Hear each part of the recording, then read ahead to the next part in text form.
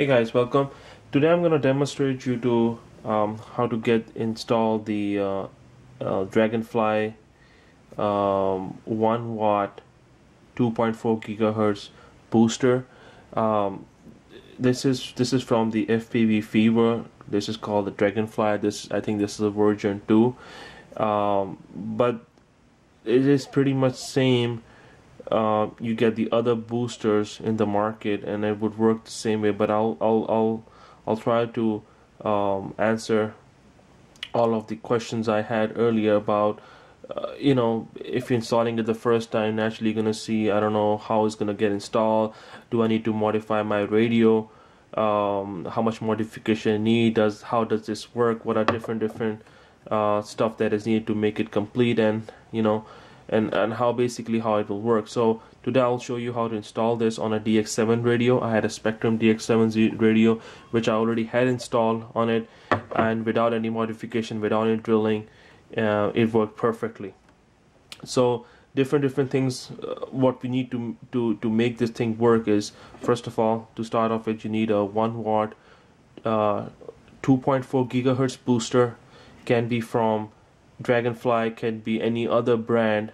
And the good thing about this booster, that the input voltage, it's you can go from 9.0 volts to 13 volts, meaning that you can have a 3S battery connected to it, and it's not gonna fry out.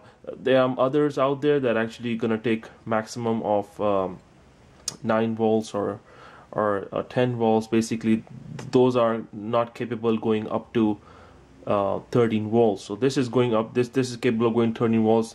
If you have a radio, you can actually directly plug in your radio's battery into it, and it will just work fine. So this is more like convenient. People do buy BEC if they don't support 3S. For example, if they want to use a 3S battery, those are the most common batteries out there. But if you want to use, you can use BEC with that.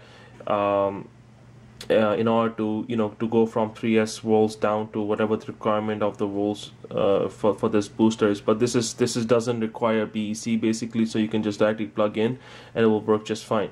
So 1 watt, the booster right here. This is the an SMA cable that you would be needing also. So it's a SMA it's an SMA female to male connector. So this is a male SMA connector, this is a female SMA connector.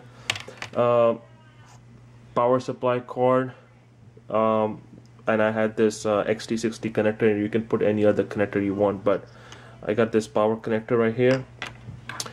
I got this 4 dB attenuator, 75 ohm attenuator pad, and what this basically does is that the input signal from the radio. So let me just show you this DX7 radio.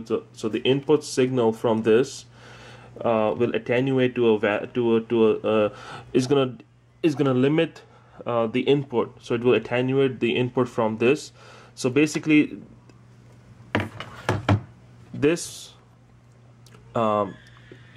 amplifier has an input limitation of 20 dBm, so it would not take a signal more than 20 dBm. If it does, then it would fry out this.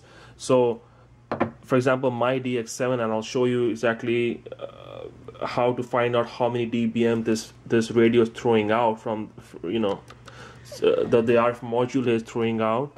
Mine is basically less than 18, so I'm good with this. Even without this, it will work. But on the safer side, I would install the 75 ohm, and what it will do is it will filter, it will basically attenuate the signals coming from this radio, and it will take whatever the signal is. For example, if it's 20 dBm coming out from this radio, the 4 dB pad attenuator will attenuate that 20 dB. So now you're gonna have 16 dBm coming out of here, and then 60 dBm is gonna go into the amplifier.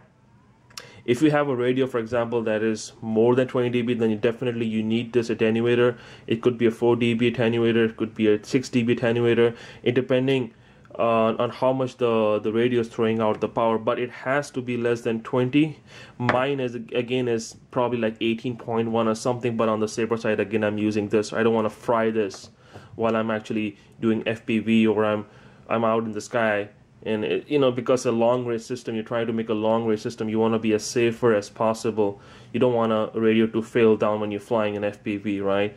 So basically how this goes is that, for example, this one, and you would see there's a clearly written as a signal in, meaning that the signal is going to come in from the radio, and this is the RF out, meaning this is going to go from, you know, at the antenna. So I have a this is 7 dBi 2.4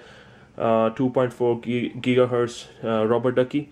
So basically this will go right here. So it's an RF out. It's just gonna go like here, right? It's just gonna snap it right here, and you cannot go wrong. For example, this one is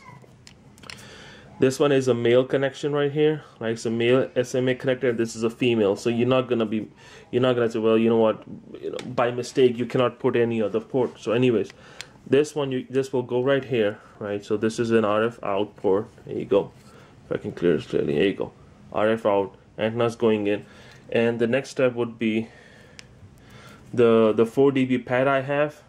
Again, the 4 dB pad is male SMA right here, the females right here, so you can't go wrong with this. So you're gonna plug it in right here, okay? You plug it in right here, and then now you have a an SMA cable. And what this SMA cable will do is you're gonna put the male connector into the female part, and then you just put it in. Alright, you just tighten up, make sure it's not over tight, but tight a little bit up. Now this will I have another UFL. This is a UFL connector right here, right? It's a small connector that's going to go into your RF module. Once I open the radio, I'll show you where does this go. But just generally speaking, that this connector will then go into this connector, right? And right here, and this connector, the small connector, will go into your radio. So what you have an input coming from the radio. The output coming from the radio is going to go into the input of the amplifier and output through the antenna, right? And then you have this power cable that basically goes in here. So this is as simpler as it can get. I mean, it's just not very complicated. It looks like complicated because there's so many things involved, but once I go through the installation of the radio, I hope it gets very simpler. So what I'm gonna do is I'm gonna open up my radio. So I have basically 1, 2, 3, 4, 5, and 6 screws to open up. And I'll open it up and I'll show you the inside. Open up, make sure you disconnect all the batteries and everything, and you know, I'll open it up and I'll show you guys. Okay, I think it's a good idea to show you exactly how I'm gonna open the radio in front of you on the camera. All you need is a Phillips screwdriver. You would just open 1, 2, 3, 4, 5, and 6 screws. Alright, so I'm gonna open that up.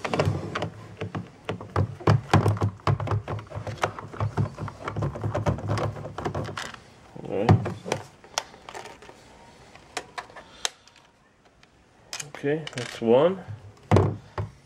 Open that up.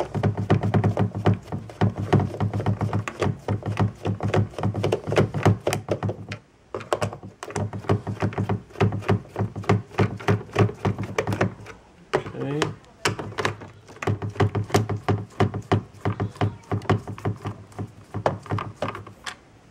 Okay. Right, this one. Okay, so I can take the screw out. Okay, and everything comes out. 1, 2, 3, 4, 5. There's one screw missing right here. Alright, this needs to be loose a little bit. Alright, so you got 6 screws out. I'm going to take the battery out. Okay, make sure you have the battery out. Take the connector out.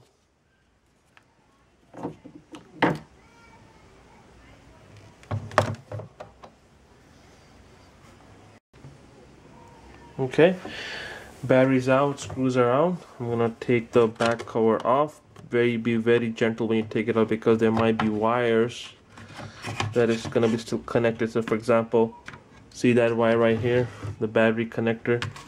Be very careful, this is connected. So you need to take, there's a screw here, you need to take the screw out from here. So I'm gonna take that out. Okay.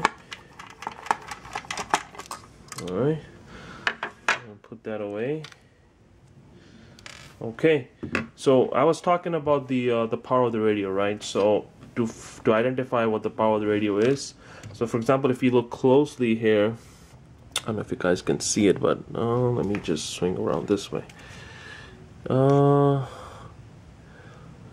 me see if I can zoom. I don't know if it's clear. Here, here. You see where it says 18.46 dBm? That's the power of my RF module right here. This module is capable of providing up to 18.46 dBm, and that's how exactly you're gonna find out once you open the radio. That's the way you'll find out, right? And again, it should be less than 20 dBm going into that amplifier. On the safe side, let's say 18 dBm, but I don't want to take chances, so I'm gonna put a 4 dB tab on it, the attenuator pad on it, and what it's gonna do is gonna go down from 18.46 to 14.46 dBm. So I'm on a safe. So the next thing, the most important thing, and this is the most crucial part of the radio, you see this. Let me take this. You can take this stuff out. Let me put it away. You see this small UFO connector. Be very, very careful when you need to pull this thing out. And this is basically this cable is the UFO cable that's going into the antenna. So you have to take this out, and you have to take this antenna out also. So be very careful when you pull this out. If you have a plier, don't put too much force on it to pull it, because it's very delicate. It's gonna break. So if you don't have the right, there's a special plier you can use, but I use very thin Phillips screwdriver, and I'll just try to pull it out. Make sure you don't pull the whole thing out, because if you break the connector, then you have to send this to Horizon, and they will end up replacing this whole RF module. It's probably gonna cost you $50. So make sure you be very careful when you pull it out. All right, so I'm gonna try to be very careful in pulling it out. So just want to be very careful. Don't wanna put too much pressure on it. So I'm gonna try to be very careful with this. Hopefully nothing breaks.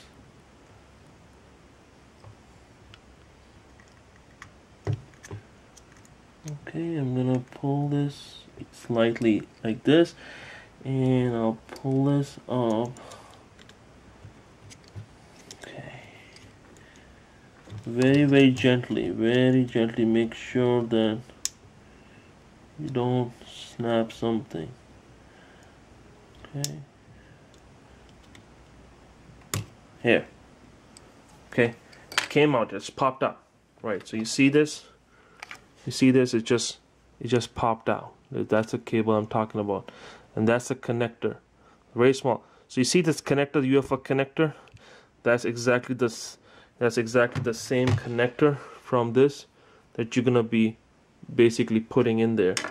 So the next step is, this is out, right? So you want to get this out of the way.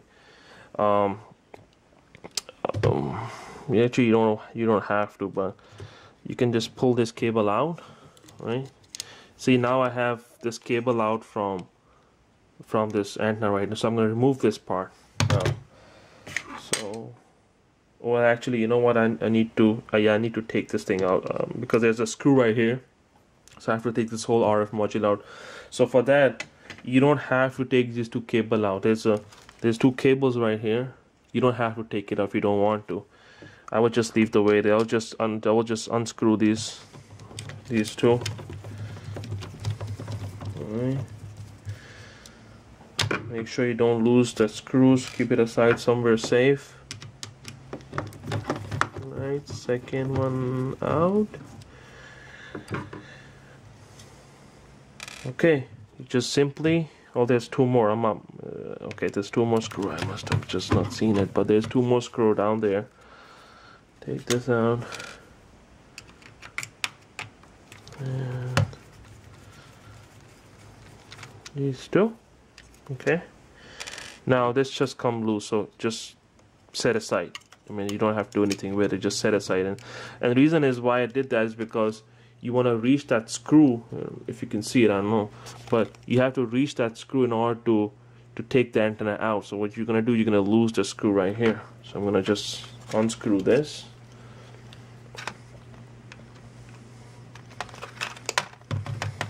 Okay. Alright. Unscrew this. I'll keep it aside over here safe. And just take that. Let me just take this thing out. Alright. You gotta unplug. You gotta unscrew this too. And this actually comes out like this. Right. The problem is there's another small metal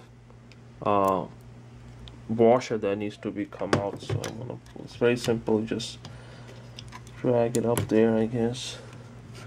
Here, just comes out. So there's the one. All right. Now you just pull it out. Here, you pull that out. Now everything is out. So there's the antenna right here. So this is out. This antenna is out. So you don't need this antenna around. So I'll keep it separately. Okay, so so when I said earlier that there's no modification required, what I was trying to tell you. Now the way I did was, and I'll just unscrew this one quickly to show you. The way I did was, so basically this is the thing that how I did was basically I took a washer. Now some people that do that, there's different ways of doing it. Now this needs to be on the radio, and this is where exactly your SMA cable is gonna come in. Some people take this the whole button out and replace it with this. You can do that. Some people would actually drill a hole somewhere on the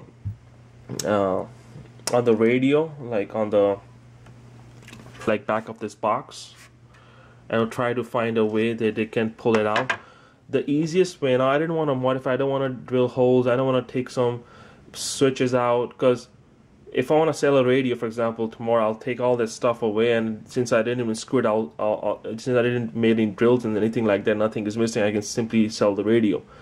So the way I find best is basically, I would get a washer, right? Any kind of washer that would just hold this. So what I'm trying to say is that if you put this thing down,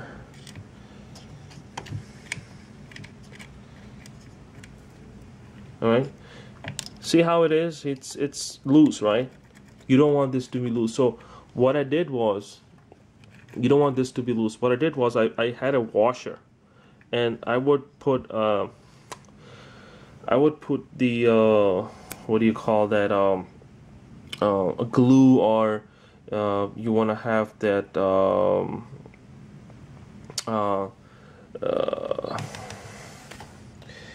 you don't have to use the super glue, but you have those, you can mix the compounds and contacts and you can put it up. Basically what I'm trying to say is that you need to have a washer that actually can glue on it, on top of it, and you can just put it right here, right? So it doesn't move. So you put something, you put the cable on it, it doesn't move. So it doesn't move like this, just sticks, like something you can modify yourself. And you can have a washer right there and fix it with glue, so you can sit on top of it and this doesn't move. So because you have to have a cable, you're gonna have a cable that will be going from here. So so I use that. I use the washer. Maybe you'll find it a little differently. Maybe you want to take the switch out and put it right here. It's up to you. But I did that way. Anyway, so this thing will. So I'll show you. So what you're gonna do is you're gonna put this thing, the UFL connector, and this UFL connector is actually gonna go right here. So what I'm gonna do is I'm gonna put this thing back.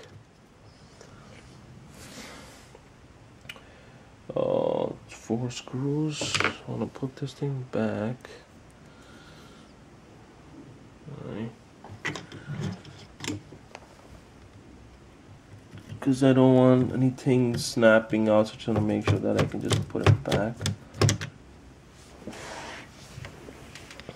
Just screwed it in. Sorry, sometimes I have a hard way of explaining things. I mean, I don't usually do this, but I'm trying my best. Hope you guys understand me. If not, then you can always ask me questions. But so putting the full.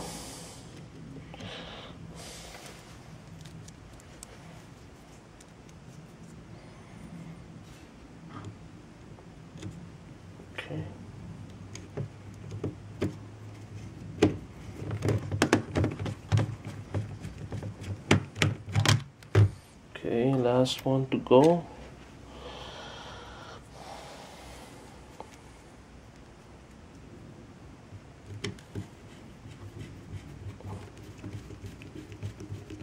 Okay, so the next step would be,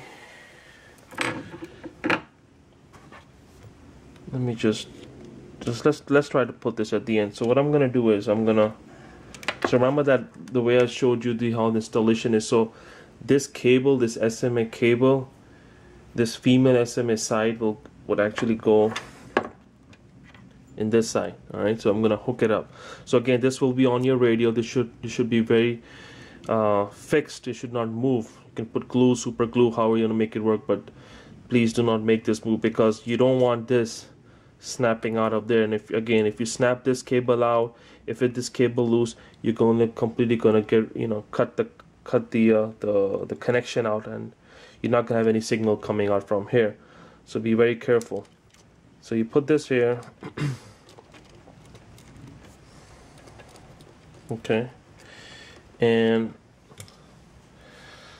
everything is set up. So again, just like you took it out, you have to be very careful putting it in. Make sure you don't snap anything. Make sure you don't put too much pressure on it. Be very gentle, and it will snap into it. All right, so make sure you be very, very careful with this. Again, that's the one thing that you should be careful. So I'm gonna put it in. I'm gonna make sure that I do the right. I don't wanna snap the cable. Okay.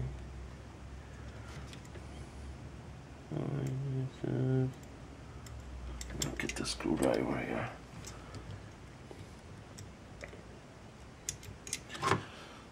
It's kind of small cable to work with, so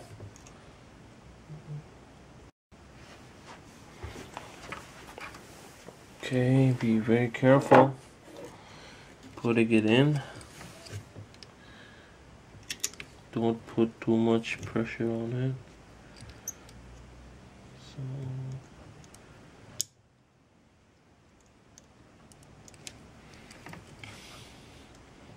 Alright, so I guess this is in. Yep, this thing is not going anywhere. Alright, that's in. Now I just don't want to move so many cables, because again, I don't want to snap this cable out. But what I'm gonna do is, I'm show you guys how this thing works. So first of all, never ever turn on the radio without putting the antenna in. If you don't do this, you're gonna burn the amplifier. Make sure you have your antenna there. That's the most important thing also.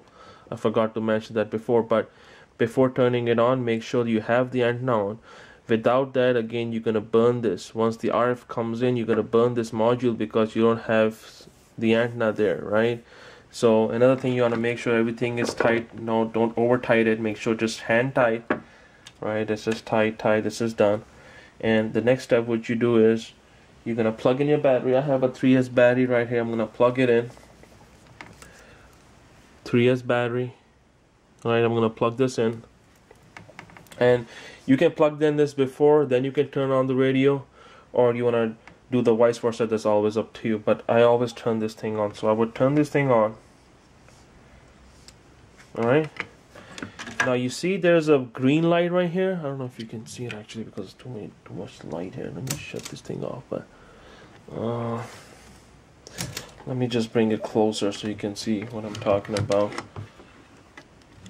Actually, I can zoom in. So if I zoom in, you see that green light right there, right there, right?